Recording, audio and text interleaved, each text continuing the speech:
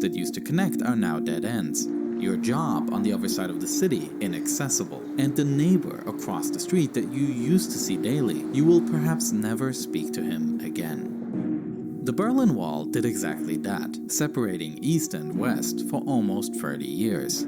For this video, I've animated the various development stages of the wall in order to understand the design of this unique piece of architecture. This is how the Berlin Wall worked. Living in Berlin before the wall was built was a strange life. You could move around the entire city freely, but you were either an East Berliner or a West Berliner. After the Second World War, the victorious nations had divided the German city into several parts. The Soviet occupation zone ultimately became the territory of East Germany, a socialist state, and the western part of Berlin remained legally occupied, but in all practicality, it belonged to West Germany, a capitalist state. Socialism and capitalism, two different nations, and even two different currencies, separated only by streets. Trains connecting the different parts of the city would make announcements: next station, last stop in the eastern zone. Many people lived in one part of the city but worked in the other. East Berliners took jobs in the West in order to benefit from the stronger currency, while West Berliners got their haircuts in the East at prices that were much cheaper to them. And in a way, both systems tried to outdo the other. In West Berlin, a multitude of stores sprang up on the Kurfürstendamm Street, shop windows filled with the latest brand name products of Western consumer culture, while just a few streets away in East Berlin there was Stalinallee, a street that was transformed into a boulevard full of buildings in the style of socialist classicism.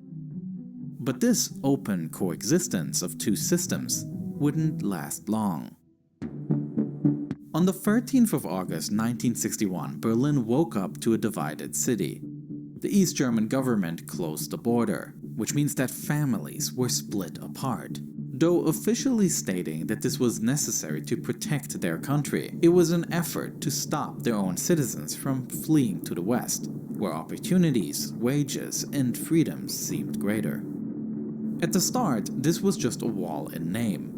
It mostly consisted of fences and loose pieces of barbed wire, manned by guards. There were some unguarded stretches, and it was even possible to jump across. To make escaping more difficult, construction immediately began on a more permanent wall, made out of concrete and topped off with barbed wire coil around a Y-shaped metal arm. But this is not how the wall looked everywhere. A shortage of building materials meant that in the first years, just 10% of the border was built like this. And there was another issue. Sometimes the border between West and East Berlin went straight through housing blocks, houses that now had to become part of the wall. The East German authorities forced people out of their homes and filled the windows with bricks. Sometimes, however, they would forget a window. On August 17, 1962, Peter Fechter discovers one such house, making up part of the wall. Peter is frustrated with the East German government as they won't let him see his sister that lives on the other side of the wall. Together with his colleague Helmut, he fantasizes about an escape to the West. The two of them see people inside the house, and in order not to be noticed, they take off their shoes and quietly creep in. By sheer luck, they quickly find the open window, and from here they have a clear view of the road to freedom. A fence, then a clear strip, and finally a wall. It seems doable, except for the fact that they are in plain sight of the nearby border guards. Suddenly, they hear voices behind them, and it is now or never. Peter and Helmut jump out of the window and climb the first fence. Then they are spotted, and immediately the guards open fire. Helmut dashes across the strip through a haze of bullets. As he scales the wall, he looks back and he sees his friend Peter frozen in place. The guards are closing in further, and they will have a clear shot soon. Helmut screams, and Peter finally springs into action. He makes it across the strip, but as he jumps up to scale the wall, he is hit mid-air and slumps down. Helmut can't help his friend. An entire 50 minutes passes as a crowd of onlookers gathers to see Peter lying on the ground, slowly dying at the base of the wall. Tragic stories like Peter Fechter's were widely covered in the West. But for the East German authorities, the only lesson learned was to increase the wall.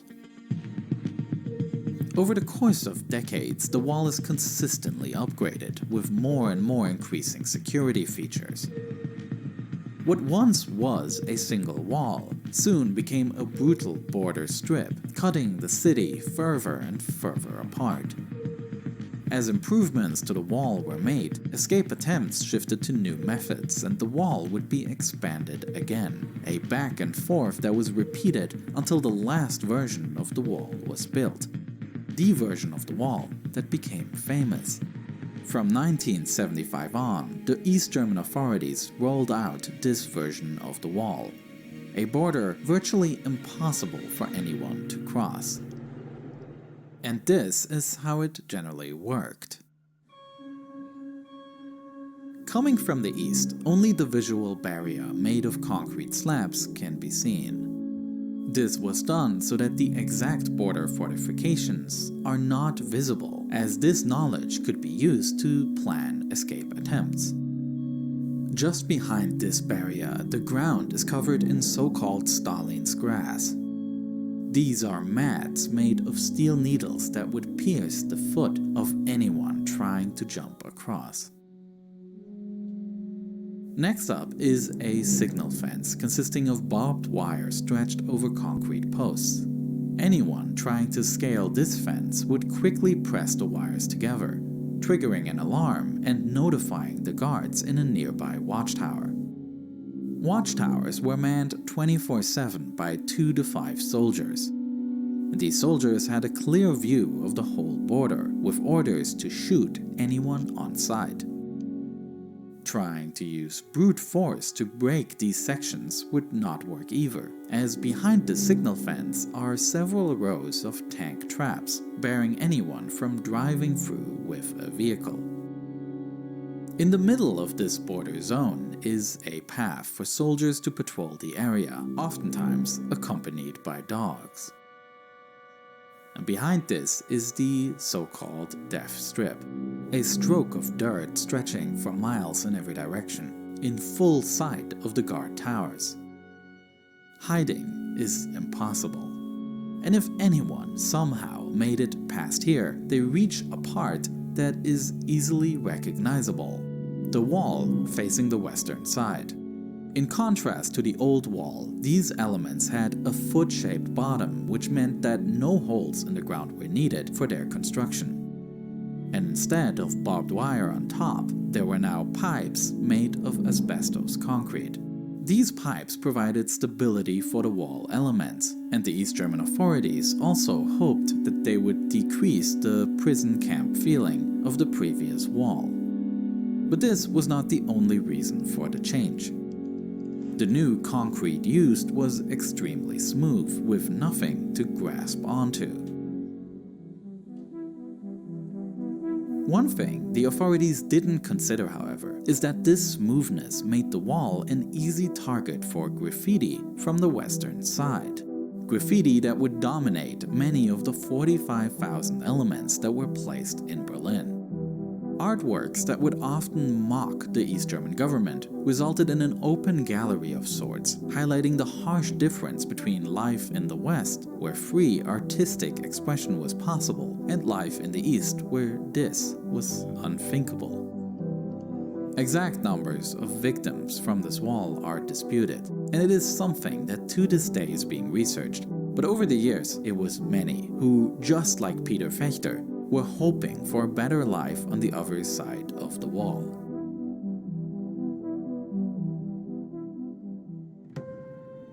But the Berlin Wall was only a small part of the division of Germany. In addition to Berlin, the whole country was also divided into 2 parts.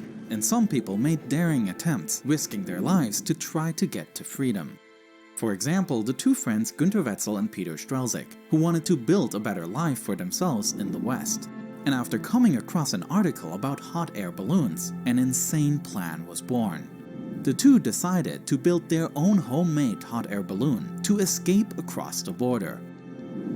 After everything is sewn together, the burner is started and the balloon takes off.